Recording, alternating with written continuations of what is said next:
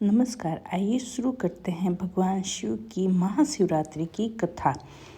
एक बार पार्वती ने भगवान शिव शंकर से पूछा, ऐसा कौन सा श्रेष्ठ व सरल व्रत पूजन है जिससे मृत्यु लोक के प्राणी अपनी कृपा सहज ही प्राप्त कर लेते हैं। उत्तर में शिव जी ने पार्वती जी को महाशिवरात्रि के व्रत का विधान बताकर यह कथा सुनाई। एक गांव में एक शिकारी रहता था। पशुओं की हत्या करके वह अपने कुटुंब को पालता था। वह एक साहूकार का ऋणी था, लेकिन उस ऋण समय पर ना चुका सका। क्रोधवश साहूकार ने शिकारी को शिव मठ में बंदी बना लिया। संयोग से उस दिन शिवरात्रि थी। शिकारी ध्यान मग्न होकर शिव संबंधी धार्मिक बातें सुनता रहा। चतुर्थी तिथि को उसने महाशिवरात्रि की कथा भी सुनी। संध्या होते ही साहूकार ने उसे अपने पास बुलाया और ऋण चुकाने के विषय में बात की। शिकारी अगले दिन सारा ऋण लौटा देने का वचन देकर बंधक से छूट गया।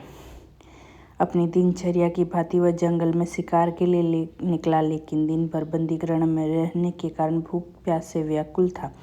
शिकार करने के लिए वह जब तालाब के किनारे बेल वृक्ष पर पड़ाव बनाने लगा। बेल वृक्ष के नीचे शिवलिंग था जो बील पत्रों से ढका था। शिकारी को उसका पता ना चला। पड़ाव बनाते समय उसने जो टहनियाँ तोड़ी वे संयोग से शिवलिंग पर गिरी। इस प्रकार दिन भर भूखे प्यासे शिकारी का व्रत भी हो गया और शिवलिंग पर बेल पत्र भी चढ़ गए। एक पहर रात्रि बीत जाने पर एक गर्भिणी मृगी तालाब पर पानी पीने पहुंची।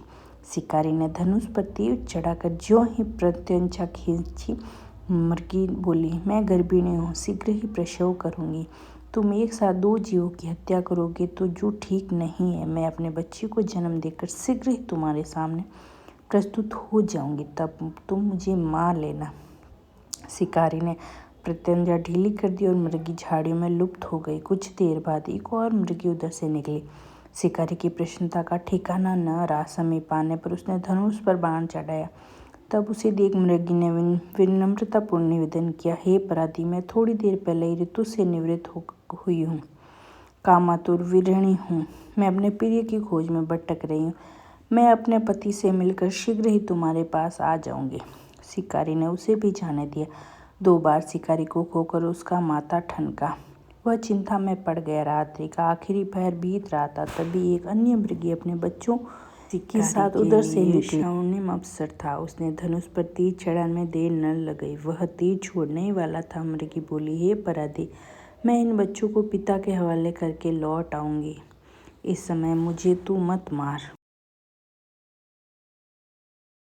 शिकारी हंसा और बोला, सामने आए शिकार को छोड़ दूं? मैं मूर्ख नहीं हूँ। इससे पहले मैं 2 बार अपना शिकार खो चुका हूँ। मेरे बच्चे भूख प्यास से तड़प रहे होंगे। उत्तर में मृगी ने कहा, जैसे तुम्हें अपने बच्चों की ममता सता रही वैसे ही मुझे भी है, इसलिए सिर्फ बच्चों के नाम पर मैं थोड़ी देर के लिए जीवनदान मांग रही हूँ। हे अपराधी, मेरा विश्वास कर, मैं इन्हें अपने पिता के पास कर छोड़कर तुरंत लौट आने की प्रतिज्ञा करती हूँ। मृगी का स्वर सुनकर शिकारी को उस पर दया आ गई। उसने उस मृगी को भी जाने दिया। शिकार के अभाव में बेल पत्र पर बैठा शिकारी बेल पत्र तोड़ तोड़ कर नीचे फेंकता जा रहा था। वो फटने को हुई तो एक हष्ट पुष्ट मृग उसी रास्ते पर आया। शिकारी ने सोच लिया कि इसका शिकार यह अवश्य ही करेगा। शिकारी की तनी प्रत्यंचा देखकर मृग विनीत स्वर में बोला, हे अपराधी भाई, यदि तुमने मुझसे पूर्व आने वाले 3 मृगियों तथा छोटे बच्चों को मार डाला तो मुझे भी मारने में विलंब ना करो, ताकि उनके वियोग में मुझे एक क्षण भी दुख न सहना पड़े। मैं उन मृगियों का पति हूँ। यदि तुमने उन्हें जीवन दान दिया है तो मुझे भी कुछ क्षण जीवन दान देने की कृपा करो। मैं उनसे मिलकर तुम्हारे सामने उपस्थित हो जाऊंगा। मृग की बात सुनते ही शिकारी के सामने पूरी रात का घटना चक्र घूम गया। उसने सारी कथा मृग को सुना दी। तब मृग ने कहा, मेरी तीनों पत्नियां जिस प्रकार प्रतिबंध होकर गई हैं, मेरी मृत्यु से उन अपने धर्म का पालन नहीं कर पाएगी। अतः जैसे तुमने उन्हें विश्वास पात्र मानकर छोड़ा है, वैसे ही मुझे भी जाने दो। मैं उन सबके साथ तुम्हारे सामने शीघ्र ही उपस्थित हो जाऊंगा। उपवास, रात्रि जागरण तथा शिवलिंग पर बेलपत्र चढ़ाने से शिकारी का हिंसक हृदय निर्मल हो गया था। उसमें भगवत शक्ति का वास हो गया था। धनुष तथा बाण उसके हाथ से सहज ही छूट गए। भगवान शिव की अनुकंपा से उसका अहिंसक हृदय करुणानिधि भाव से भर गया।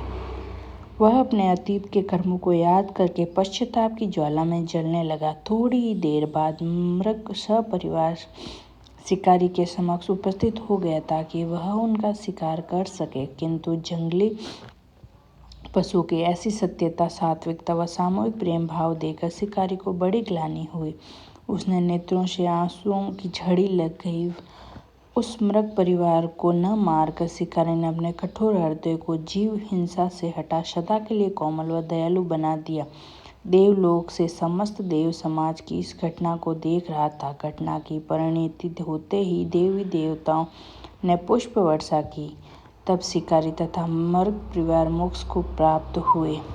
कहानी कैसी लगी हमें कमेंट करके ज़रूर बताना। जय जय शिव शंकर।